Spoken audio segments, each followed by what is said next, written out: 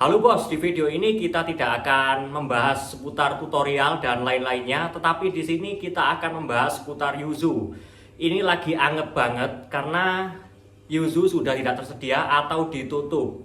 Bahkan terakhir saya tadi itu ngecek di GitHub itu sudah tidak tersedia dan di Play Store itu juga tidak tersedia. Dan saya dapat info juga dari grup Facebook. Ya memang udah ditutup. Ini ya, kalau kalian belum tahu beritanya, silakan teman-teman baca ya. Itu ada yang bahasa Inggris dan ada yang bahasa Indonesianya. Oke, sebelum saya bahas di sini saya mau kasih tahu satu hal.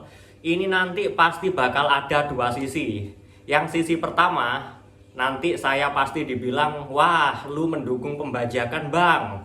Terus kemudian di sisi yang kedua, wah, lu kok tidak mendukung emulator atau tidak mendukung pengembang atau developer emulator. Ya, itu sudah hal yang biasa ya. Bahkan saya di channel Second Adi pun ya dibilang kayak gitu. Saya bahas PS4 Hand dibilang kayak gitu. Saya bahas PS4 Ori dibilang kayak gitu.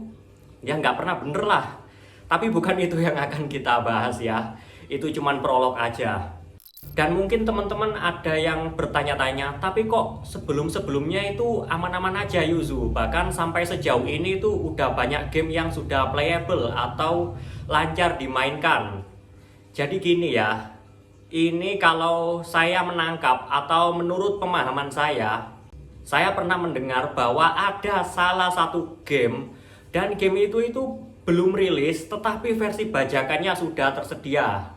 Gampangannya gini, misalnya game A ini rilisnya tanggal 10. Nah, sedangkan yang versi bajakannya itu sudah keluar duluan di tanggal 5. Akhirnya di tanggal 5 itu bisa dijalankan secara bebas menggunakan emulator.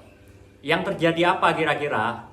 Ya kasihan game orinya karena game orinya itu terancam tidak laku.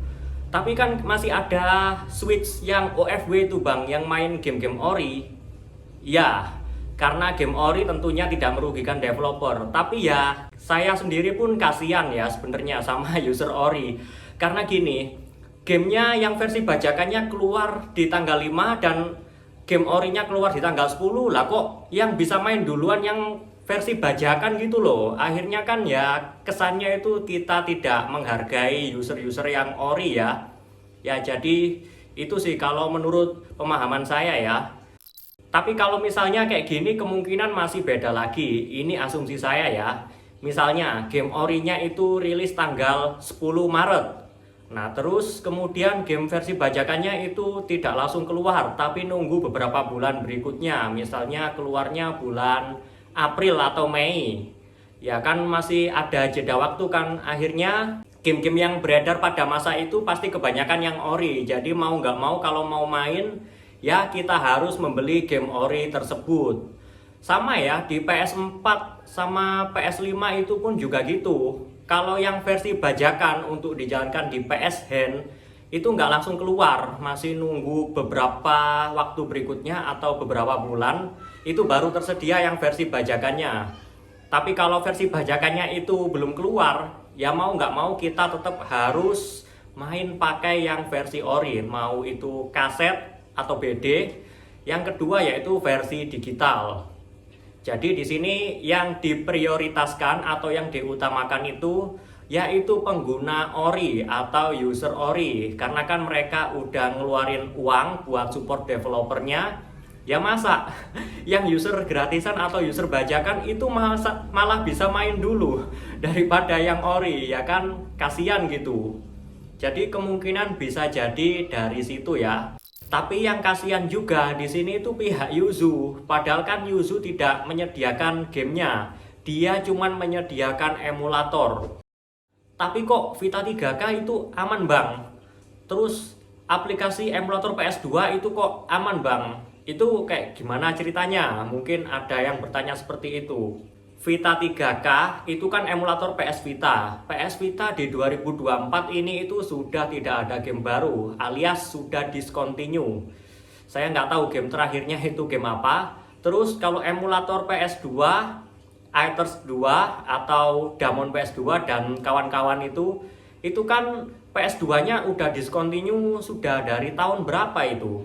Artinya sudah tidak ada game-game baru. Nah makanya itu kayak nggak apa-apa beredar gitu loh. Game-game yang dimainkan ya saya yakin kebanyakan juga pakai game-game petani. Kalau kalian pakai emulator PS2 atau emulator PS Vita itu. Ya jadi itu alasannya. Tapi kalau misalnya yang beredar itu sekarang emulator PS4 atau emulator PS5, ya ini kemungkinan bisa jadi beda ceritanya ya teman-teman ya. Karena kan PS4 sama PS5 itu masih kebagian game baru. Ya meskipun PS4 perlahan tidak kebagian game baru, tapi kan sedikit-sedikit itu masih ada updatean. Jadi makanya itu yang emulator PS Vita sama emulator PS2 itu aman-aman saja bro. Kedepannya ini kayak gimana bang? Karena Yuzu sudah tidak tersedia lagi. Mungkin teman-teman ada yang bingung. Jadi gini ya, ini kalau menurut saya ya, kita tidak tahu kedepannya bakal terjadi apa lagi. Kalau kita lihat dari pelajaran sebelum-sebelumnya, itu kan ada Damon PS2, terus ada juga satunya itu PCSX2 ya kalau nggak salah nama emulatornya itu. Terus tiba-tiba keluar Aether 2 yang lebih lancar dan kalian sudah bisa memainkannya di Play Store ya waktu itu. Akhirnya ya Aether 2 yang lebih unggul. Nah terus kemudian yang Nintendo ini atau emulator Nintendo Switch ini, ya kedepannya apapun bisa terjadi ya teman-teman ya. Karena kan kalau kita lihat dari yang sebelumnya itu kan adanya itu di XNS. XNS waktu awal-awal itu hanya bisa dimainkan menggunakan GameSir X2 Type-C. Nah terus di updatean berikutnya itu kan sudah bisa lewat touchscreen. Dan terus pada waktu itu ada juga namanya emulator Skyline. Nah terus rilis lagi Yuzu yang stabil yang sekarang kita mainkan. Ya kan semua bisa terjadi gitu intinya. Jadi untuk kedepannya ya kita tunggu aja ya. Ini nanti perkembangannya bakal kayak gimana. Apakah ada emulator Nintendo Switch lainnya yang bakal rilis di waktu ke depan? Ya kan kita nggak tahu gitu. Tapi kalau kalian masih mencari alternatif lain, di sini saya punya alternatif lain. Tapi itu agak berat. Namanya yaitu Exagger atau Winlator atau Mobok. Karena itu yang dimainkan itu game-game PC, ya tentunya lebih berat ya teman-teman. Dan karena itu game PC tentu saja gameplaynya itu setara sama PS4 ya teman-teman. Karena kan itu mengikuti konsol yang ada pada waktu itu. Misalnya kalian mencoba PES 2017 PC, itu setara sama PES 2017 PS4.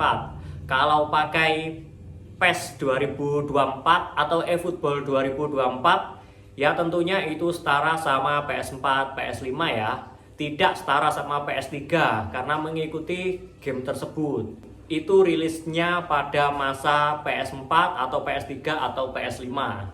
Ya jadi saya rasa itu saja untuk video kali ini. Mohon maaf atas segala kesalahan dan kekurangan. Sampai ketemu lagi di video selanjutnya. Bye.